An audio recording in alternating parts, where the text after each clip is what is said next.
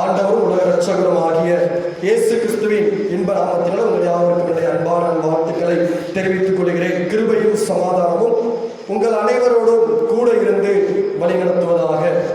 இன்றைக்கு எத்தனாவது பரீட்சையை குறித்து பார்க்க இருக்கிறோம்?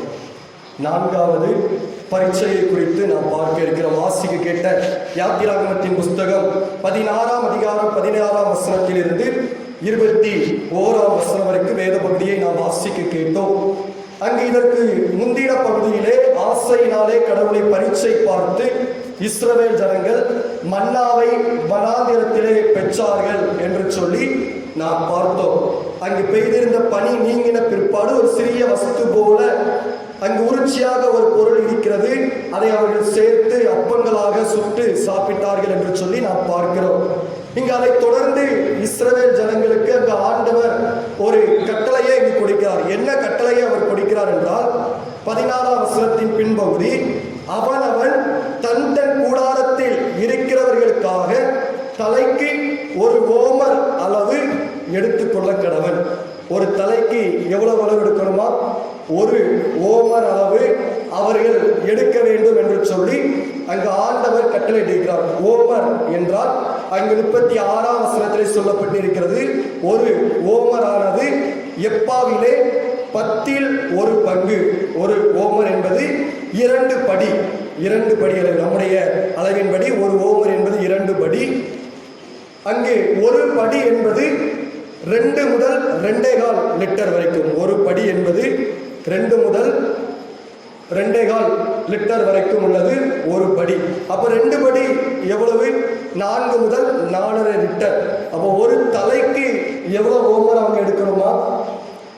குறைந்தபட்சம் அங்கு நாம் பார்க்கும் பொழுது 4 முதல் 4.5 லிட்டர். அப்போ அவர்கள் ஒரு நாள் சாப்பாடு, ஒரு மனிதர் அவ்வளவு காலம் சாப்பிடுறாங்க. 2 படி அளவான மன்னாவை ஒரு நபர் சாப்பிட்டு இருக்கிறார். அப்ப எந்த அளவுக்கு சாப்பிட்டு இருக்கிறார்கள் என்று நம்முடைய சாப்பாடை நாம் ஒப்பிடும் பொழுது அதிலிருந்து பல மடங்கு குறைவானதாக நம்முடைய சாப்பாடு அங்கு காணப்படுகிறது. அங்கு அவ்விதமாக அங்கு ஆண்டவர் அவர்களுக்கு கட்டளை கொடுத்தார். ஒரு ஓமர் அளவு எடுத்துக்கொள்ள கடவன். 17ஆவது வசனத்திலே நாம் பார்க்கிறோம், இஸ்ரவேல் புத்திரர் அப்படியே செய்து சிலர் மிகுதியாயும் சிலர் கொஞ்சமாயும் சேர்த்தார்கள். அங்கு அவர்கள் சேர்க்கும் பொழுது அவர்களுக்கு அளவுகள் இல்லை.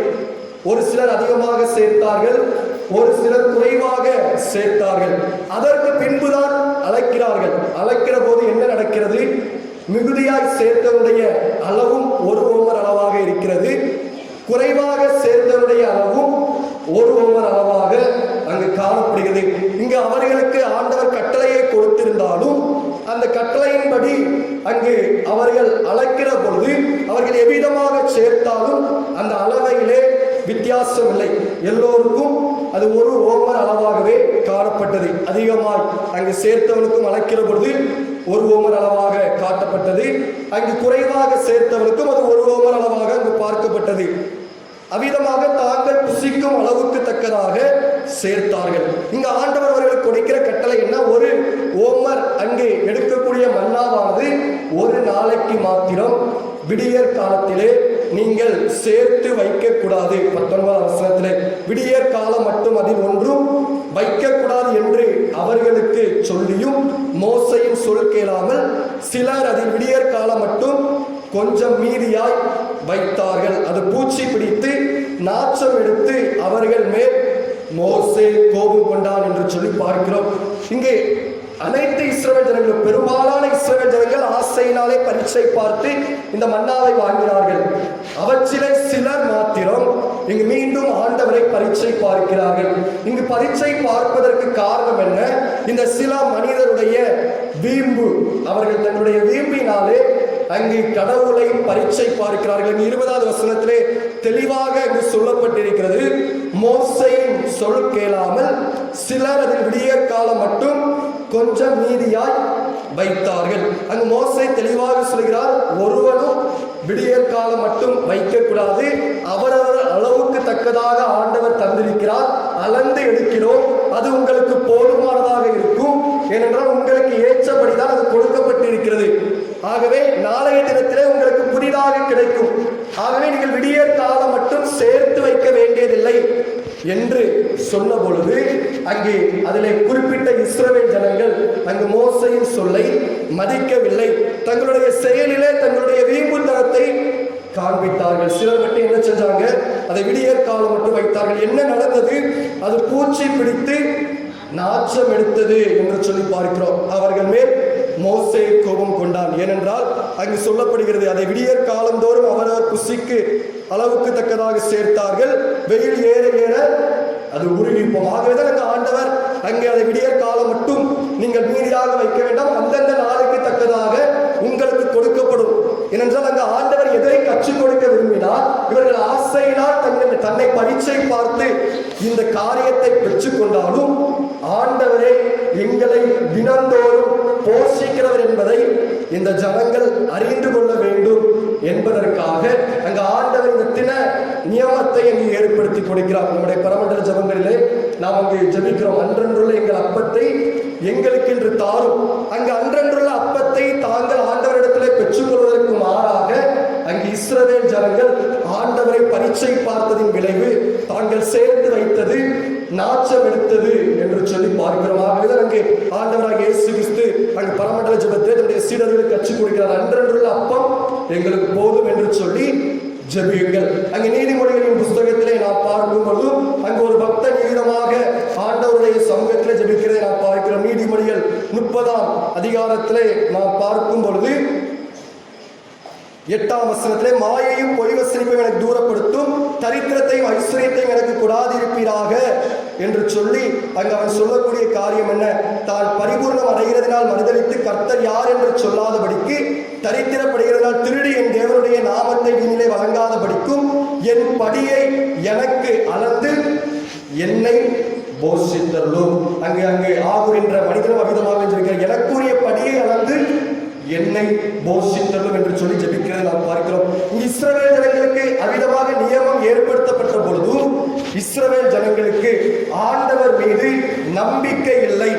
ஆண்டவர் தங்களுக்கு மறுதினத்திலும் இந்த மன்னாவை தருவாரா என்ற நம்பிக்கை இஸ்ரவேல் ஜனங்களுக்கு இல்லை. ஆகவே அங்கே குறிப்பிட்ட ஜனங்கள் தங்களுடைய வீம்பினாலே சேர்த்து வைக்கிறதை நாம் பார்க்கிறோம். அங்கு மத்தேயு எழுதின நற்செய்தி நூலிலே நாம் பார்க்கும் பொழுது மத்தேயு 6ஆம் அதிகாரத்திலே நாம் பார்க்கும்போது 19ஆம் வசனத்திலே, பூமியில உங்களுக்கு பொக்கிஷங்களை சேர்த்து வைக்க வேண்டாம், இங்கே பூச்சியும் துருவும் அவர்களை கெடுக்கும், இங்கே திருடரும் கண்ணமிட்டு திருடுவார்கள் என்று சொல்லி பார்க்கிறோம். லூக்கா நற்செய்தியிலே ஒரு உவமையை ஆண்டவர் சொல்வார், மதியடனே என்று சொல்லி அந்த உவமைகளை நாம் பார்க்கிறோம். அவன் தன்னுடைய களஞ்சியத்தை எல்லாம் இடித்து தானியத்தை சேர்த்து வைக்க வேண்டும் என்று சொல்லி எண்ணுகிறான். இன்றைக்கு அவருடைய ஜீவன் உன்னை விட்டு எடுத்துக்கொள்ளப்படுமையானால் இவை எல்லாம் யாருக்கு சொந்தமாகும் என்று சொல்லி ஆண்டவர் கேட்கிறார். பல நேரங்களிலே நாம் அநேக காரியங்களை நம்முடைய வீம்புகளின் நிமித்தமாக ஆண்டவருடைய சொல்லுக்கு கீழ்ப்படியாமல் செய்து கொண்டிருக்கிறோம். ஆண்டவர் எதை சொல்லுகிறாரோ அதற்கு எதிர்மாறாக செய்கிறவர்களாக நாம் காணப்படுகிறோம். இங்க ஆண்டவர் தெளிவாக அவர்களுக்கு சொன்னார், நீங்கள் நாளைய தினத்திலே புதிதாக மன்னாவை பெற்றுக்கொள்ள முடியுமாக ஒரு ஓமர் அளவு மாத்திரம் எடுத்துக்கொள்ளுங்கள் என்று சொன்ன பொழுது அவர்கள் அங்கு மிகுதியாக அங்கு எடுத்தது அங்கு மிகுந்த அளவு ஒரு ஓமர் அளவாக கணக்கிடப்பட்டாலும் அதில் மீதியை வைத்தார்கள். அங்கு அதைதான் பார்க்கிறோம். அவர்கள் அங்கு செய்த காரியம் தான், எல்லோரும் ஒரு ஓமர் அளவு தான் எடுத்தார்கள். அங்கு யாருமே ஒரு ஓமர் அளவுக்கு விரோதமாக எடுக்கவில்லை. அந்த எடுக்கப்பட்ட ஒரு ஓமர் அளவிலே மீதியை வைத்தது அங்கு ஆண்டவருடைய சமூகத்திலே அது ஆண்டவரை பரீட்சை பார்த்ததாக காணப்படுகிறது. என்னதான் நடந்துரும் மீதி வைத்தா செஞ்சு பார்ப்போமே என்று சொல்லி செய்தவர்களுடைய வாழ்க்கையிலே அது நாச்சம் எடுத்தது. அங்கு ஆண்டவருடைய ஊழியக்காரனாகிய மோசே அவர்கள் மீது கோபம் கொண்டான் என்று சொல்லி நாம் பார்க்கிறோம். கிறிஸ்துவுக்குள் பிரியமானவர்களே, நம்முடைய வாழ்க்கையில் பல நேரங்களிலே நாம் நம்முடைய வீம்புகளின் நிமித்தமாக ஆண்டவரை பரீட்சை பார்க்கிறவர்களாக இருக்கிறோம். செய்துதான் பார்ப்போமே என்ன நடந்துவிடப் போகிறது என்று சொல்லி பரீட்சை பார்க்கிறவர்களாக காணப்படுகிறோம். பாலியர் நேசனிலே ஒரு நாடகத்தை நீங்கள் பார்த்திருப்பீர்கள். அங்கே ஒரு ஸ்கூல்ல ஒரு விசிட்டுக்கு மேலதிகாரி வரும்போது அந்த தலைமை ஆசிரியர் குறிப்பிட்ட மாணவர்களை அங்கு அவர்களுடைய தாளந்துக்கு ஏற்றார் போல அங்கு பிரித்து கொடுக்கிறார். இந்த காரியங்களை நீங்கள் செய்யுங்கள், இதை பார்த்துவிட்டு தான் நமக்கு இந்த சலுகையை அந்த மேலதிகாரி கொடுக்க வேண்டும் என்று சொன்ன போது இவர்கள் அவர்களுக்குள்ளாக தன்னுடைய ஈகோ சுயத்தின் நிமித்தமாக வீம்பு பிடிக்கிறார்கள். உனக்கு மாத்திரம்தான் இந்த திறமை இருக்கிறதோ, இதை நான் செய்யக்கூடாதா என்று சொல்லி அவர்களுக்குள்ளாகவே அங்கு குழப்பம் பண்ணிக்கொண்டு அங்கு மேடையிலே அங்கு தங்களுடைய பள்ளிக்கு அவமானத்தை ஏற்படுத்தும் வண்ணமாக செய்த காட்சியை நீங்கள் அனைவரும் நிச்சயமாக பாலியல் நேச நாடகத்திலே பார்த்திருப்பீர்கள். இங்கு அவர்களுடைய வீம்பு அங்கு அவர்களுடைய தலைமை ஆசிரியரை பரீட்சை பார்க்கக்கூடியதாக காணப்பட்டது. அந்த தலைமை ஆசிரியர் சரியாக அவர்களுடைய தாளத்துக்கு ஏற்றாற் போல அங்கு பிரித்து கொடுத்திருந்தார். ஆனால் என்னதான் நடந்துற போது நம்மளும் செய்து பார்க்கலாமே என்று எடுத்த வீம்பு அங்கு அவருடைய பள்ளிக்கூடத்திற்கும் அங்கு அவமானத்தை கொண்டு வந்ததை நாம் பார்க்கிறோம். கிறிஸ்துவுக்குள் பிரியமானவர்களே, அங்கு அதுபோலதான் நம்முடைய வாழ்க்கையிலும் ஆண்டவர் தம்முடைய அளவு பிரமாணத்தின்படி ஒவ்வொருவருக்கும் ஒரு குறிப்பிட்ட வகை தாளந்துகள், ஒரு குறிப்பிட்ட வகை காரியங்கள், ஆசீர்வாதங்கள் நம்முடைய தேவைகளுக்கு தக்கதாக ஆண்டவர் கொடுத்திருக்கிறார். ஆனால் இதிலே நாம் என்ன செய்கிறோம்? வீம்பு பிடித்துக் கொண்டு இதிலே நாம் வழி தப்பி செல்லும் போது நாம் கடவுளை பரீட்சை பார்க்கிறவர்களாக காணப்படுகிறோம். ஆகவே கிறிஸ்துவுக்குள் பிரியமானவர்களே, சங்கீதங்களின் புஸ்தகம் 5ஆம் சங்கீதம் 5ஆம் வசனத்தை நாம் பார்க்கும் பொழுது, வீம்புக்காரர் கடவுளுடைய கண்களுக்கு முன்பாக நிலை நிற்க மாட்டார்கள், அக்கிரமக்காரர் யாவரையும் வெறுக்கிறேன். அங்கு ஆண்டவருடைய கண்களுக்கு முன்பாக வீம்புக்காரரால் நிலை நிற்க முடியாது. நீங்களும் நானும் நம்முடைய வாழ்க்கையிலே நம்முடைய வீம்பினாலே நாம் ஆண்டவரை பரீட்சை பார்க்கிறவர்களாக இருந்தால் மனம் திரும்பும்படிக்கு இந்த 2 நாட்கள் நமக்கு அழைப்பு கொடுக்கிறது. ஏனென்றால் ஆண்டவருடைய கண்களுக்கு முன்பாக நாம் நிலை நிற்க முடியாது. அவர் யாரை நோக்கி பார்க்கிறார்? தாழ்மை உள்ளவர்களை நோக்கி பார்க்கிறவராக காணப்படுகிறார். இஸ்ரவேல் ஜனங்கள் வீம்பினாலே ஆண்டவருடைய வார்த்தைக்கு கீழ்ப்படியாமல் என்ன நடக்கிறது, என்னதான் நடந்துவிடப் போகிறது என்று சொல்லி எண்ணி பரீட்சை பார்த்து அங்கு தங்களுடைய காரியங்களிலே நாச்சம் எடுத்த சம்பவத்தை நாம் தியானித்தோம். ஆக ஆண்டவருடைய சமூகத்திலே நம்மை தாழ்த்துவோம். சில நேரங்களில் பொறுமையாக செயல்பட ஆண்டவர் நமக்கு அழைப்பு கொடுக்கும் பொழுது பொறுமையாக நாம் செயல்படுவோம். எவ்விதத்திலும் ஆண்டவரை பரீட்சை பார்க்காமல் ஆண்டவர் என்ன சொல்கிறாரோ அவ்விதமாக செய்ய நம்மையே அர்ப்பணிப்போம். அப்பொழுது ஆண்டவர் தம்முடைய முழு சித்தத்தை நம்முடைய வாழ்க்கையிலே செயலாற்றி நமக்கு நன்மையான காரியங்களை தர முடியும்.